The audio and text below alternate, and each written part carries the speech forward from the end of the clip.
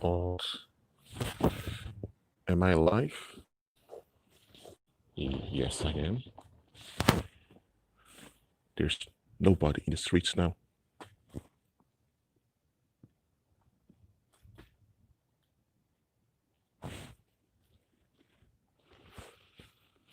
So why do I could I put a face mask on? There is no one in the streets, so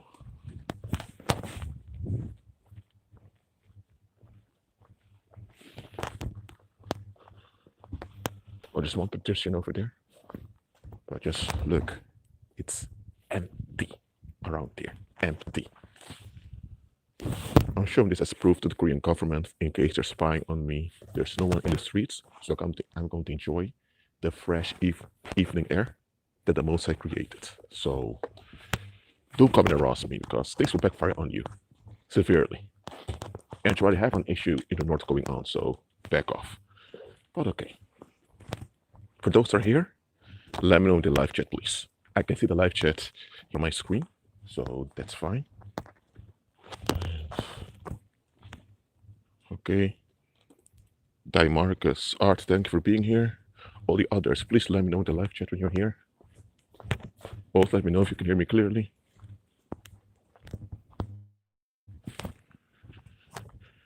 I have an unlimited subscription for my Korean SIM card, so that's why I can make this live stream the day that won't end.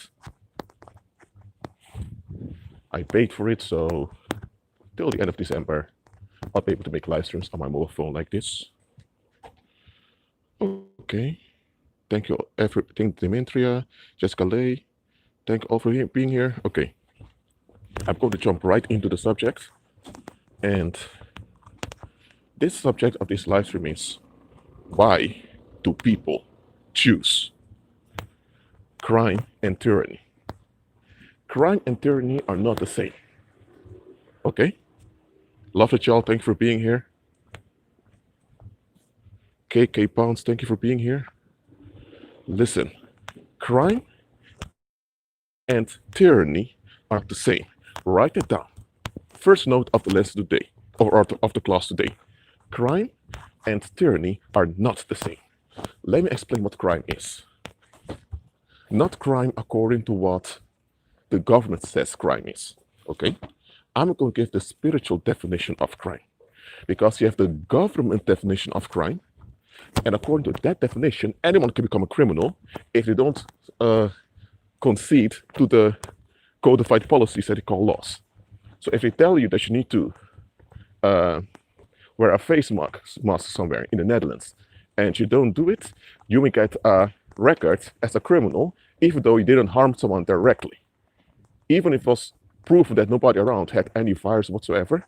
So you become a criminal overnight because they changed the codified policies. So what society calls a criminal is someone who does not conform to the codified policies written down by the government. But what if those codified policies are evil? Should you still conform with them, knowing full well they're going to bring forth harm? What about Nazi Germany, where they were committing genocide? If you complied with Nazi Germany, you were considered a good citizen. If you did not comply with kidnapping the Ashkenazi Jews, you were considered a criminal. So what is a criminal and a crime can vary per country. Okay? So when I explain to you what crime is, I'm using the biblical or spiritual definition of crime. Crime is when someone agrees with a situation that goes against their own safety and the safety of others. That is crime. Okay, write it down. Or better, repeat it in the live chat, which I've just said, so I know that you understand it. Hold on. Crime is when you agree with a situation that goes against your own safety and the safety of others. That is crime. So crime is an agreement. And just like every other human behavior, just as every other social behavior, is an agreement first. And that agreement will manifest in other ways of thinking and behaving that come forth from that agreement. So So that's what crime is. Now, what is tyranny? Tyranny does not mean that people don't validate your expectations. Okay, that's not what tyranny is. Let me explain to you what tyranny is. Tyranny is the next level of crime. Tyranny is when a whole population agrees with a criminal mindset. And because the population has agreed with the criminal mindset, because of that, it has now become normalized. So when a criminal mindset is normalized, that's become tyranny. Okay? So tyranny is the negative agreement on a mass scale, and crime is on an individual or local scale. Okay, repeat it in the live chat so that I know that you understand what tyranny is. Okay? Oh wait, still, I get some answers. Let me fake do this thing on, just to get rid of some stupid attention. One thing you can know of me directly, I do not trust the police. I do not trust an institution that relies on the right to harm others if they don't get what they want. I don't care how many good things they do for the community. I can't trust an institution like that, and they all use pagan Greek symbols. Even the Korean police around here. Yes. They're public servants, so I'm allowed to film them. Okay? They're using the symbol of the eagle, which is related to Freemasonry. And the eagle symbol refers also to Hermes, the messenger of the gods. So, hold on. Let me stand here. So understand the following. When you agree to a situation that's dangerous, that when you agree with unsafety, and when you agree with a situation that's unsafe about you and others, that's a crime. Okay? When a population does it, it's tyranny. So, most people don't know this explanation of what crime really is. They think crime is there's some codified policy written down by Freemasons, and if you don't behave according to those written policies, they have a right to harm you. First of all, who are they? Who are they that they can just decide to pick up some black ink and white paper, there's black and white duality, and just write things down in a meeting, and for some reason, they're entitled to force you to comply with what they want, or else they have a right to harm you. Who are they? Where did they get this entitlement from? Nobody should have such an entitlement. Nobody.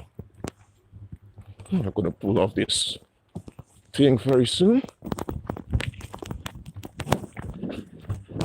Hold on. Yeah, I'll move more over here. I'll just roll my suitcase that I have over here. This is quite empty also, as you can see.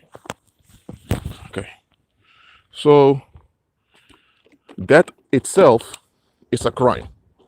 That you agree that a group of people are entitled to harm you when they don't get what they want.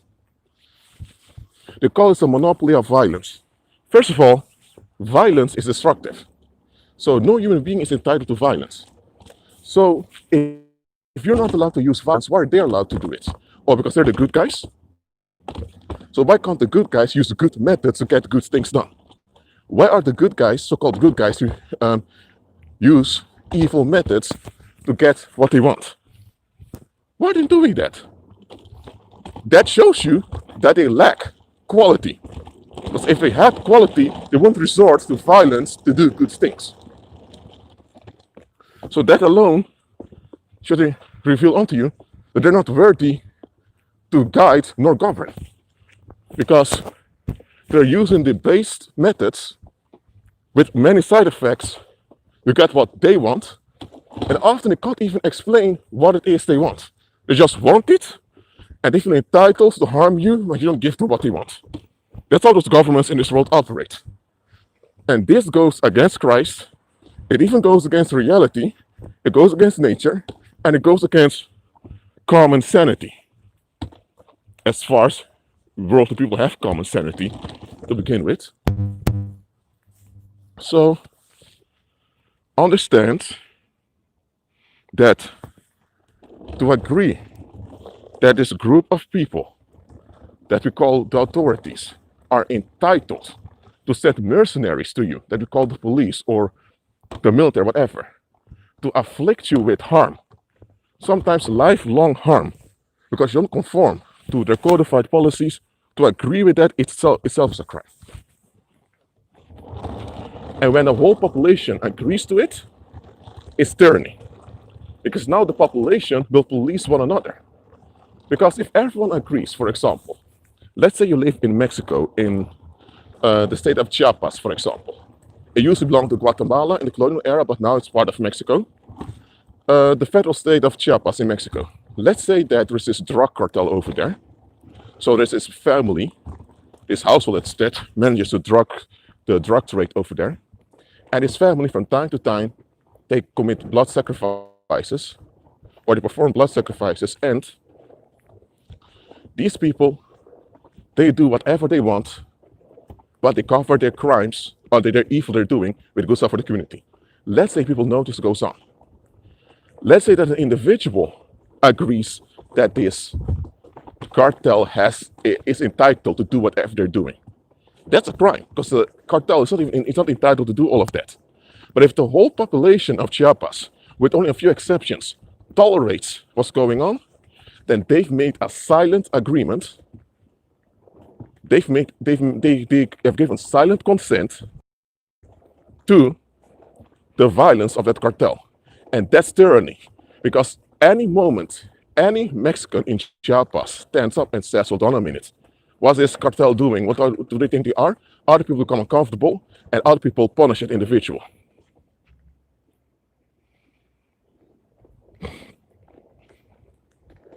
Okay? So when crime develops into tyranny, it's harder to get rid of it because people now are invested in it. So now that you know what crime and what tyranny is, why do people choose crime and tyranny? When you choose crime, eventually you choose tyranny, because tyranny is the development of crime. All crime turns into tyranny sooner or later. It's like a virus that spreads out. So, the reason people choose crime is because it gives them an excuse to escape. That is it. Hold on.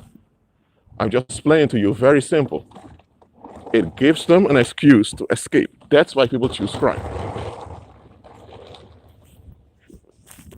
Because think about it.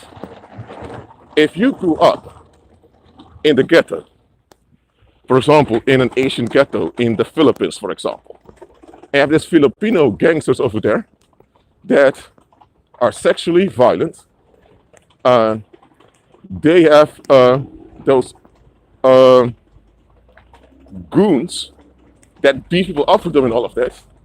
Let's say you grew up in such a ghetto, we have those Filipino gangsters as goons around. You should realize those goons and those gangs are just human beings with mortal bodies. So there is a possibility to get rid of them. There is a possibility to escape them. There's a possibility to sabotage them so the violence stops. But if you make excuses for their presence and the abuse that they inflict on the community, what goes on now? You now are a stakeholder of their violence.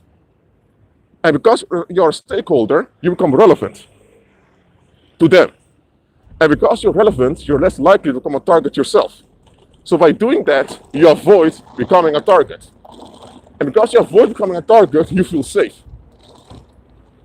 And that is why people choose crime. Because it enables them to escape instead of constructively facing what's going on. Now, you can face things in a destructive way. So that's not what I'm advocating here. Absolutely not. But you can also face things in a constructive way. Hold on, let me sit down here. Okay, let me do this. That's my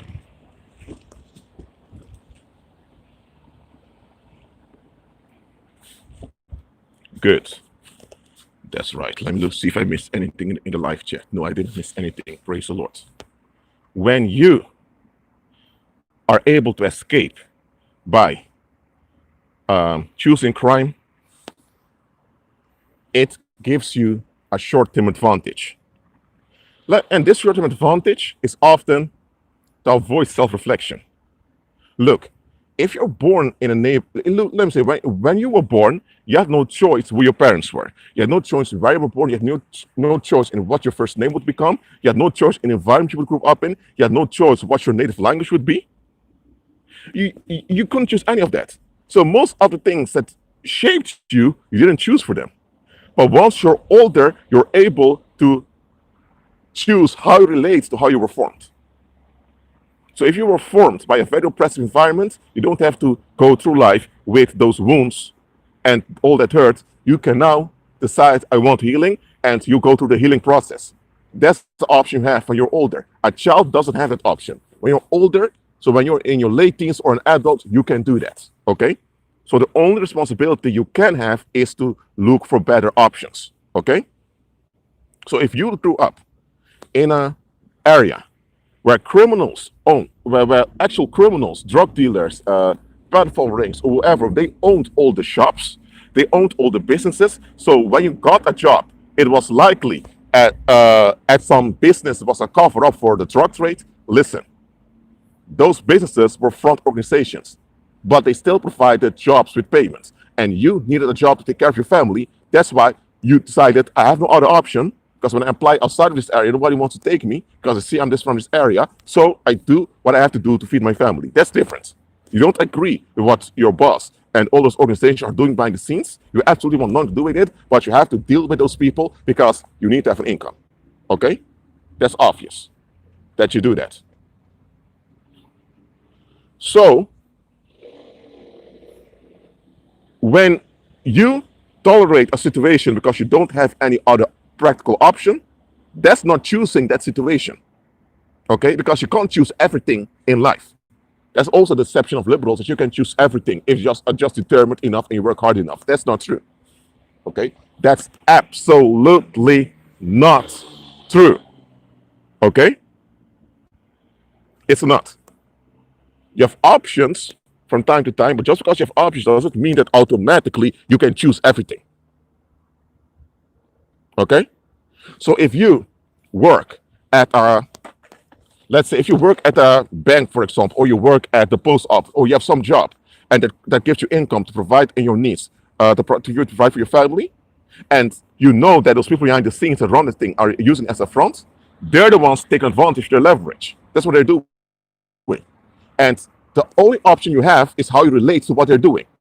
So you choose to relate to it in a practical way. You only deal with it because you need a job. But the moment you realize, okay, I can get a job somewhere else, I don't have to deal with this, you will take it.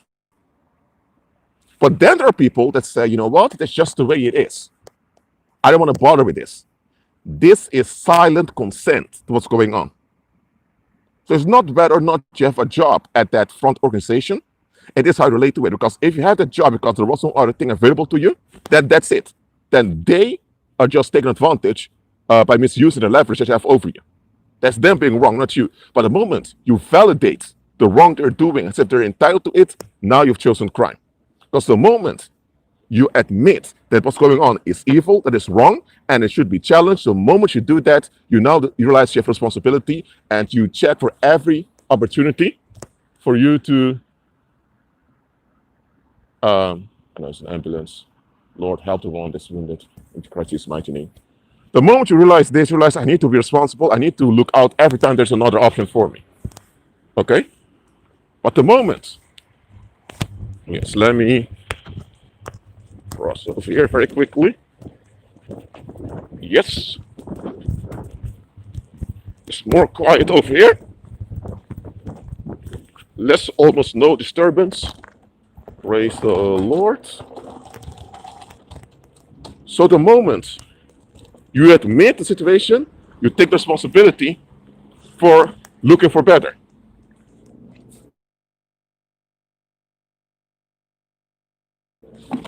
See from stuff? They'll say things as, you know what? The world's a corrupt place, so what can I do about it? I'm just a tiny individual. What you can do about it is by not agreeing with it.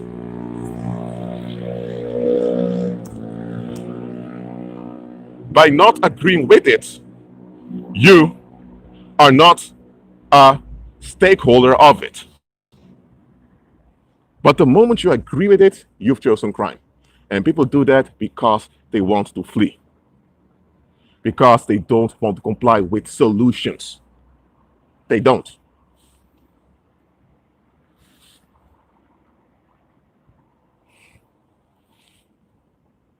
And here's another thing. When people choose crime, they eventually partake in criminal violence itself. Let me explain. Let's say you are at the workplace, okay? And there is this coworker of yours or a colleague, and this colleague is a bit autistic, as they would call it in the world, or at least what the world calls autistic. And this colleague of yours, he's a bit introverted, he doesn't talk that much. And let's say now that your fellow coworkers begin to target this individual, okay?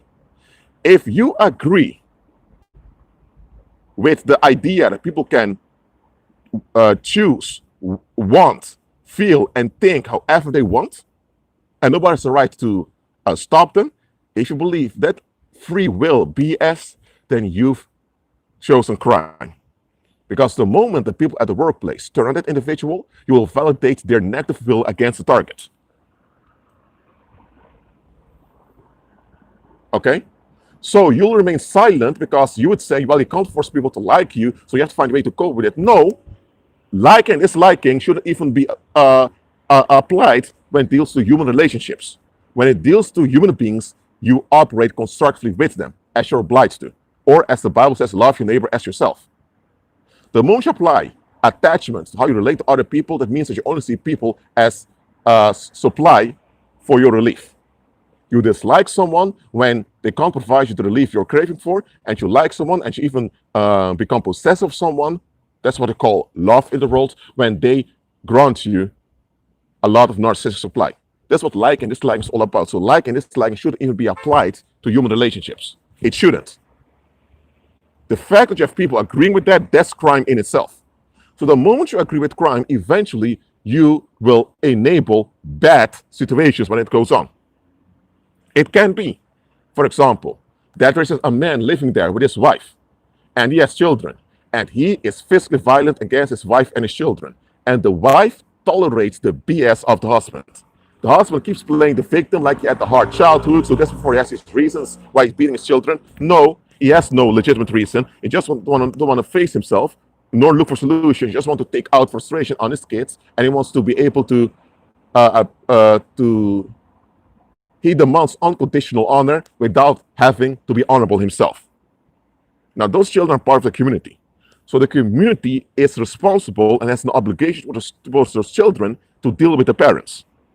And if necessary, to take action against the parents. But if you agree with this hoax of free will and this hoax called privacy, which both of them don't exist, the moment you agree with them, if someone decides to call to address the husband in public, say, hey, what are you doing?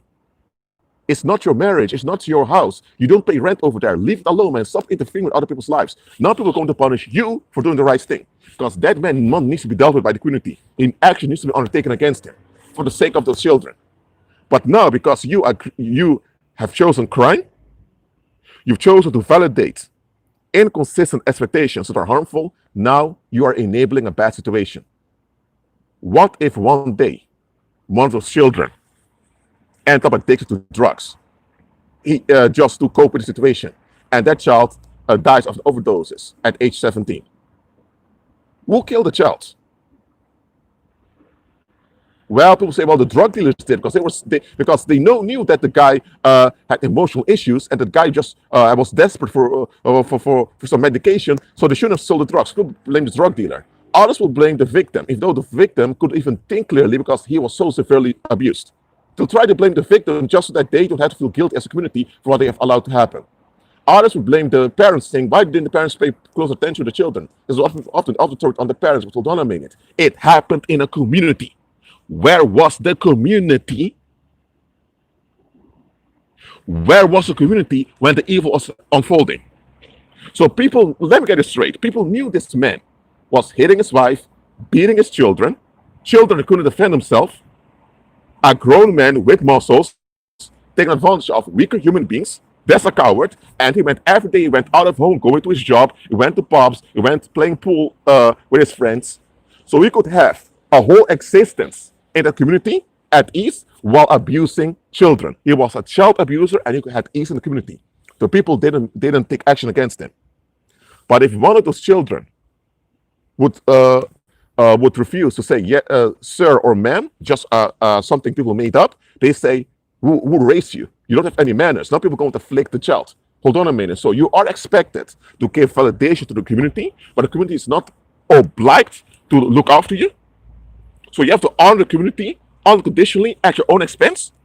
They even force you to submit to an abuser to allow yourself to be harmed so that they are at ease. Because here's the thing. When the community addresses the men, they need to deal with this narcissistic rage.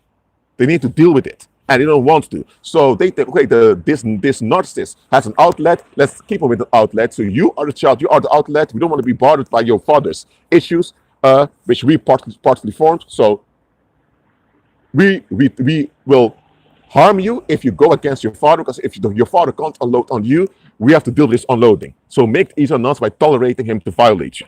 You'll get a pat on the back, but we won't.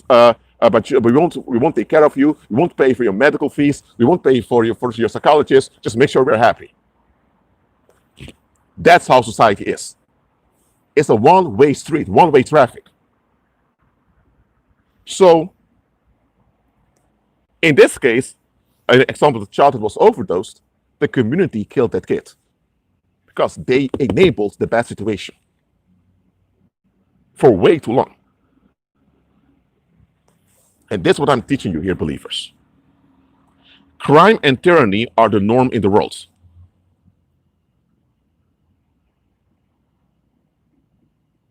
Okay? Crime and tyranny are the norm.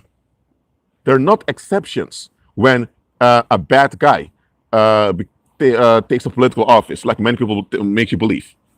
Crime and tyranny are the norm in the world. That's how society operates. Okay? So, understand the following. Human beings can only be responsible for what they're able to choose. If you're not able to choose, you can't be responsible for the outcome. Absolutely not. And here's the thing, even if you make the right decision, if you make the right decision and 5 people around you in that environment make bad decisions, their bad decision will still have an effect on the outcome. So even if you make the right decision, that does not guarantee that the outcome is going to work out well. Okay? So this whole idea that you're responsible for your whole life, that's BS. Okay? That's why we need Christ. Okay? That's why we operate in his power to overrule and overcome evil. Okay? Because when you decide to do the right thing, that will not guarantee a good outcome. You can do the right thing by confronting an evildoer, and the evildoer now turns on you, and the community enables it, and now you end up being murdered. And when you've died, people will call you all kinds of beautiful names at your funeral, and then they move on.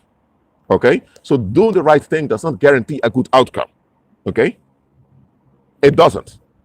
Now, doing a bad thing will get the bad outcome anyway, but in this world, doing the right thing will not always get you a good outcome. Sometimes doing the right thing may even endanger you more.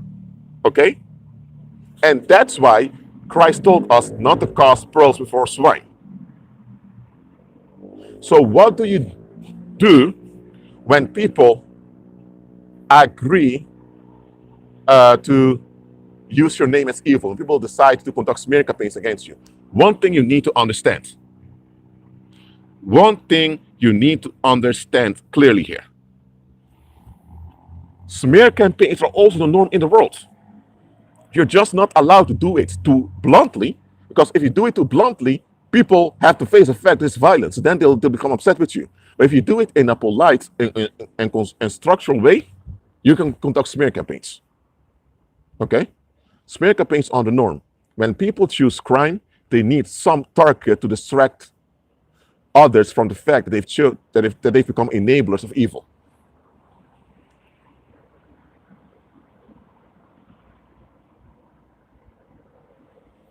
Okay?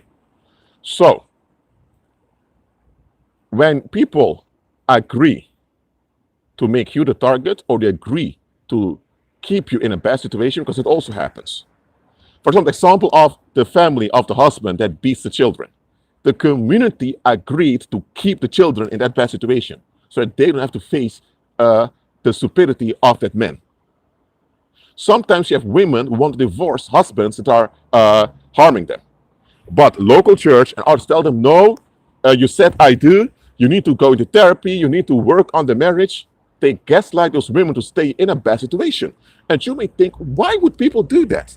And it's because it's very simple. If she divorces that creep is single, and now he is going to target other women, or he's going to target other people.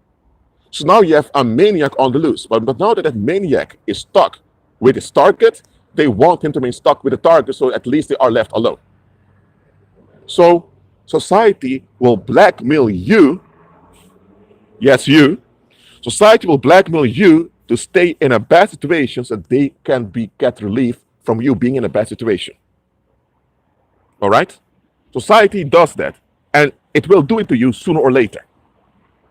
What do you do when people agree to keep you in a bad situation? First thing first, you acknowledge what goes on. You acknowledge that there is an agreement against you. And this agreement is powerful because it's a group of people doing it. Secondly, you admit that the situation is dangerous. Because when people agreed harm on you, whether just by neglecting you, by not intervening, or by actively causing harm to you, whether it's in an offensive or whether it's in an offensive or in a neglecting way, it doesn't matter. When they've agreed bad on you, there is danger. The second thing is you admit there's danger. Thirdly, you acknowledge to yourself that you can't trust those people because they have a vested interest in keeping you in a bad situation. Fourth, you submit, you self-reflect to see whether it's something that you're doing or thinking that may make it easy for them to have a grip on you. For example, if you're quite emotionally upset often when people do you wrong, they can use it against you to let people think that you're crazy when they're persecuting you. So self-reflect to see whether there are things you can improve. And fifth or sixth, or let me say then, pray, decree, declare, go into fasting, and the Spirit will guide you out of that situation. That's how you deal with it. When people agree to keep you in a bad situation, I'm telling you, they will keep you in a bad situation unless they are stopped. And they're not going to stop voluntarily. They'll have to be stopped. Okay? They'll have to be stopped. Okay? I'm very realistic about this.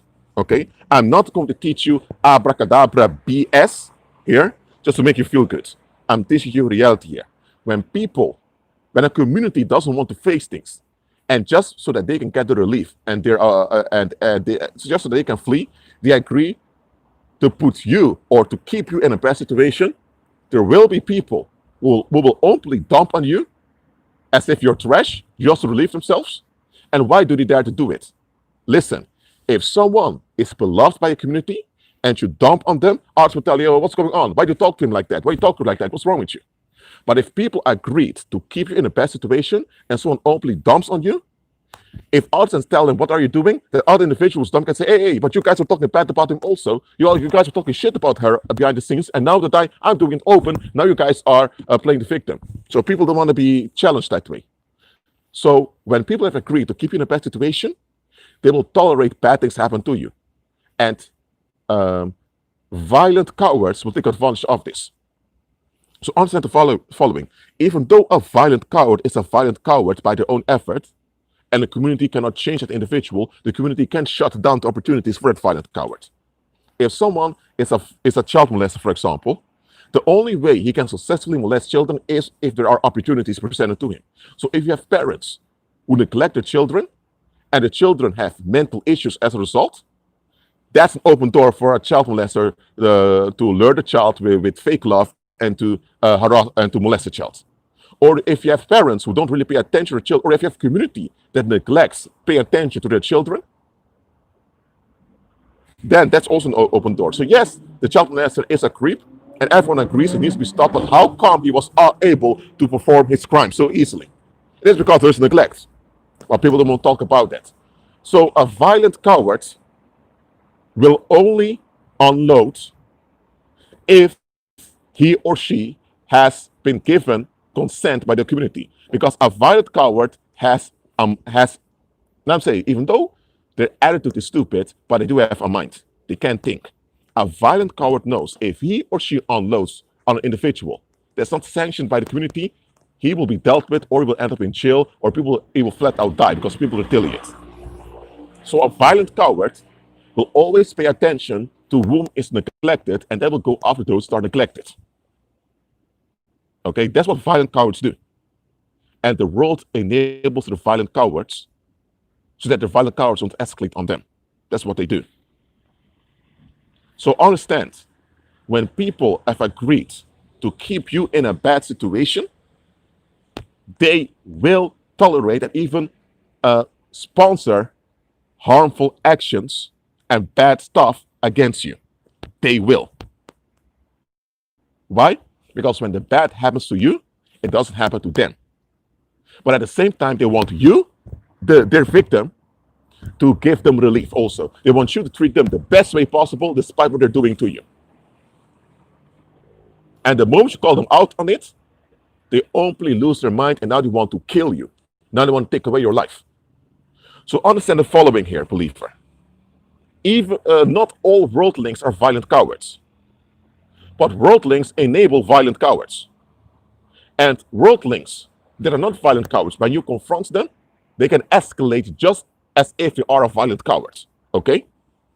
So it's not smart, nor wise, nor safe to confront people when they've agreed to keep you in a bad situation.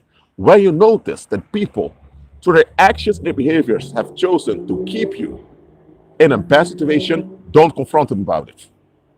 They will deny it, they'll pretend that you're crazy, or even if you have evidence and receipts that what you are saying is true, they will flip it on you and blame you. They'll say, well, if you weren't just so antisocial, people would have liked you. Or if that father of yours wasn't such an asshole, people wouldn't treat you that bad.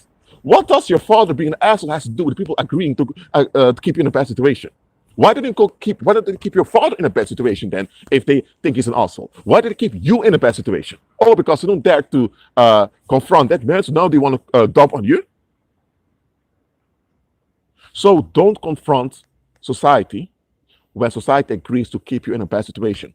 It's a waste of effort and will even trigger more violence, so more danger on you.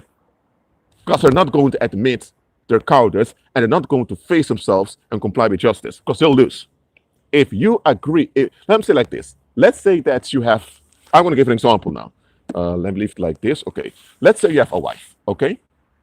And she's married. Of course, she's a wife. Let's say now that she one day decides, you know what? I feel a bit bored. Why does she feel bored? There's some mental issue that's not resolved in her. She has a husband that's handsome, that's good in bed, that earns good money to secure the income of the family, and the husband even wants to go on sports, he wants to go on holidays, so she doesn't have a boring husband. So why is she bored? Because there's something wrong with her that she hasn't dealt with. Instead of facing herself, she says she blames it on the husband, and she eventually cheats on him, and then she asks for a divorce. And the pagan courthouse blames on the husband, saying if you had more sex with your wife, she wouldn't have cheated on you, even though he was initiating sex all the time, almost, but the wife always declined. So, but he couldn't prove this in court. The people didn't want to hear it. So the husband also became the victim of the pagan courthouse. And the wife now is gone. She went with her lover. So the husband eventually stopped trying to reconcile with his wife because he realized this woman is dangerous. Even his children told him, Dad, let mom go. This is not worth it. So he moved on. Okay? He even married another woman who was far better for him. After 10 years, when the children are grown, they're in college now that ex-wife of his comes back. And she begins to talk to him as if nothing ever happens. And the husband's thinking, where were you past 10 years? What have you done past decade? Then the husband found out that she had been sleeping around with almost 5 lovers. She intended to marry one of them, but he left her at the aisle because he was married already. So she also got several sexual transmitted diseases and all of that. And she was financially ruined. So now that she became a complete mess, she wants to go back to her husband just to be built out. She wants to reconcile with her husband because her husband still had a good paying job. Her husband still had savings. So she could build out her debts and her financial situation. And she could forget about all the bad she has been doing. Does she love her husband? Is she really sorry for everything she put her family through? No. She is sorry that her foolish ass is now sitting on the wounds. That's what she's sorry about. She is sorry that things didn't work out the way she wanted it. And now she has to deal with bad situations that she can't control, that she can't manipulate. So she wants to be built out. So she only values her children and her husband as a way to build her out. So the moment she returns to her husband, she has explanation to do. And then she admits stuff, and that means that she has to admit she's not reliable. And then her husband will say, okay, you're not reliable, so I don't want to reconcile with you. Hey, no, she can't blame. She has to put herself in a position that she can be refused. She doesn't want that. Because she only thinks about her own relief. She wants to be accepted. So what happens now is that if she decides to marry another man, she'll have to lie about her past to make her like the victim, because the moment she's open and direct about how dumb she was, she will lose the trust of her new husband. Even her new family-in-law doesn't want her. This is what you need to understand. The world, or better society, will not win when they admit they've done you wrong or that they neglected you. They will not win. They will lose. And those losses are losses they need to live with, and they don't want that. So they will never admit that they've been wrong. So when you confront them, they will perceive that as an attack. When society has neglected you, they will reach out to you to help you out, not because they generally care about you, but because they want to use the help they're giving to you to blackmail you into not holding them accountable. So it can be that you are a woman and you had this very violent husband that almost killed you one time. And you went to the police multiple times to get him arrested. Nobody did anything, everyone knew about it, and now that you're divorced, suddenly there are people want to give you dating advice. They're helping you finding a new man to move on. Why are they doing that? Why did they tell you from the front, you know what? You're right. Your husband's out of his mind. Divorce him. You can stay with us for a while. Why didn't help her before? They didn't want to. So now that it becomes obvious they've neglected her, now they don't want to deal with the embarrassment. So now they want to do something good for her just to overshadow all the years of neglect they had towards her. So beware. Sometimes people want to do good things for you just to cover up the violence they've committed against you. Now, not everyone does that. There are people who generally want to do good things for you from the kindness of the heart. Those exist, so embrace such people. I'm telling you, embrace them. But check the context to see whether that's the case or not. Because in the world, often it's not the case.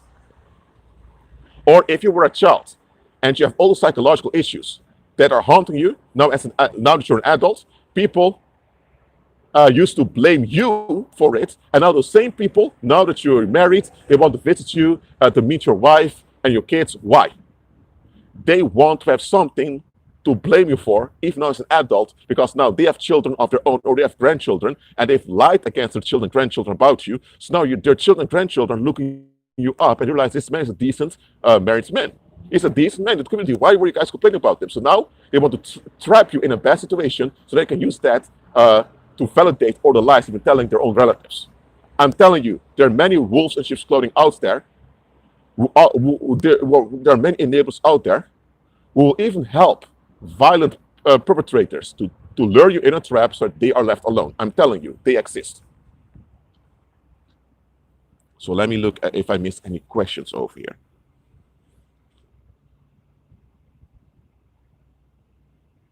When you have confronted them already, and now they escalate the situation into enormous danger, the only thing you have is prayer, decrees, declarations. And here's the thing: move away from situations as soon as possible. Move away.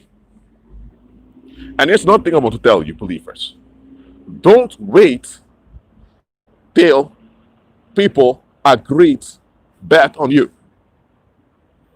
Okay, learn to examine circumstances on time. Let me give an example to you, okay? Because I want you to understand what I'm saying here.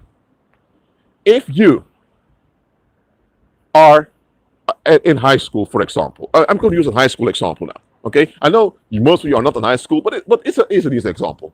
Let's say you're in high school, okay? And you have this female, this girl there who's a classmate, but her father um, is a criminal, and a lot of people can't stand the father. Okay? But the father's not in town. He's not even in jail. And she's not responsible for the bullshit of her father. She's not. But people are very upset with her father. Now, think about this. If people are so upset with her father, and she is the daughter of that man, she even looks a bit like him, even though she's a woman, then sooner or later, people are going to look for some excuse to dump on her because they're too coward to look for that man who's her father. They just want to dump. And let's say now you are friends with this girl. If you're friends with this girl and they decide to dump on her, but they see that this girl is good friends with you, they realize that if they begin to dump on this girl, you may notice it and you may call them out on it. So now people become more upset with you because you are a stumbling block, you are a hindrance to their agenda. So now people may agree, now they will eventually agree bad on you too. So if you're friends with this girl whose father is not liked, then understand that just your association with her will eventually lead to people agreeing bad on you too. So don't wait till people agree it, be ahead of it.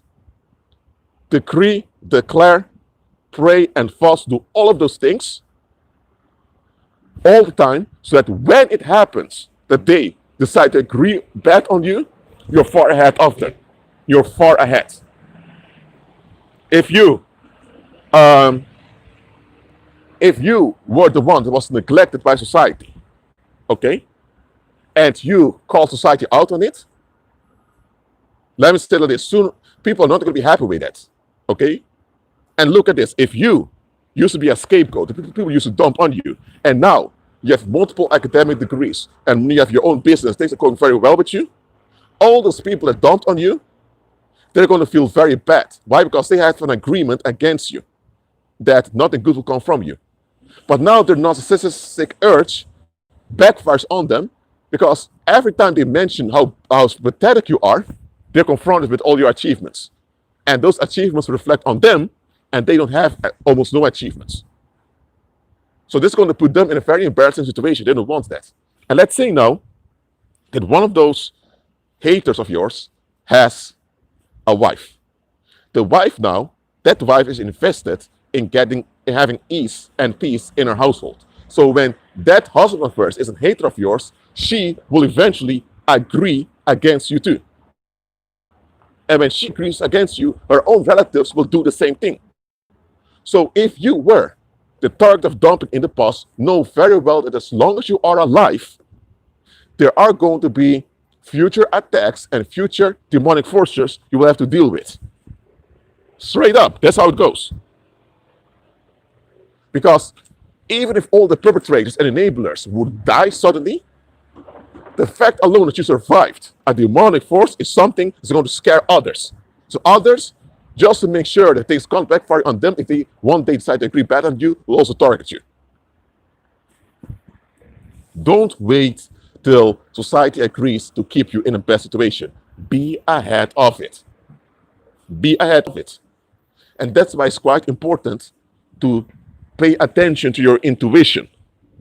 When your intuition hints to you that there is some type of, when you feel a bit endangered, when someone approaches you, you don't know what's going on. You don't know what's going on. Admit that. But you do know that there's some type of danger around.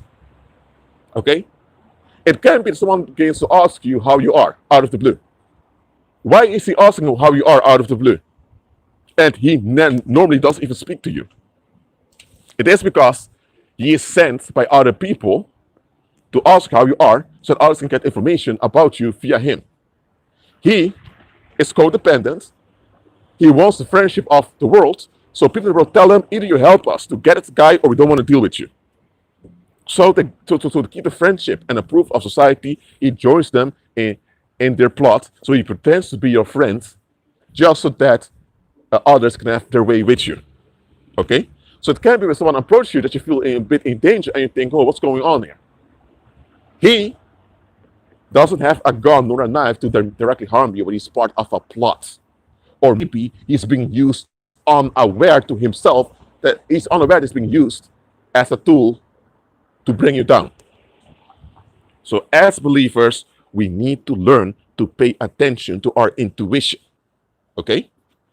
Even if someone is not a believer, even if they have zero spiritual knowledge, if they pay attention to their inner radar, they can already escape many deadly traps. So, I'm telling you, believer, pay attention to your intuition. Okay? Because people agree with crime and tyranny all the time. They do. Okay? And once they agree bad on you, you can't undo that. And it will happen that people agree bad on you. It happens to unbelievers all the time, and especially happens to believers, especially for a believer walking by faith. So, decree, declare, send peace ahead of you. Do all of those things. All right? Do all of them. It happened to Christ. So if it happened to Christ, who are we to think it can't happen to us? Who are we that we think we can't avoid all of that? We can't avoid it, but we can bypass and overrule it. You can't avoid it because it will happen, but you can overrule, that means overcome, and you can bypass it. So you can be outsmart them. That's what you can do. And that is what we ought to do as believers. So don't confront them. Don't seek to make peace with them, because that's not possible. It's not possible to make peace with people that made up their mind that they want bad to happen to you. You can't have peace with such people. Why do they want bad to happen to you? So they don't have to face themselves. Because they have no real reason to want bad to happen to you. Because if they wanted bad to happen to people, why don't they go after child molesters or those political tyrants to wish harm and bad on them? They don't. They go after you because they don't want you to keep your mouth shut, or they want to end your life so that you cannot be a threat to their relief seeking. So don't confront them. Don't seek to make peace with them. Walk by faith. Decree, declare, go into fasting and praying, doing all of that, and outsmart them. That also implies pay attention to intuition. When you feel in danger, when some people approach you, don't interact with them. Just don't. Okay? You're supposed to shit, that's rude. No. What you're doing is not rude. What you're doing is safe. Okay? Learn to operate in safety, believers. Learn to operate in safety. Okay. Now I haven't missed any questions. Okay, that's good. Well, that's all for this live stream. I told you it would be a short one. Keep on agreeing with Christ and be at peace.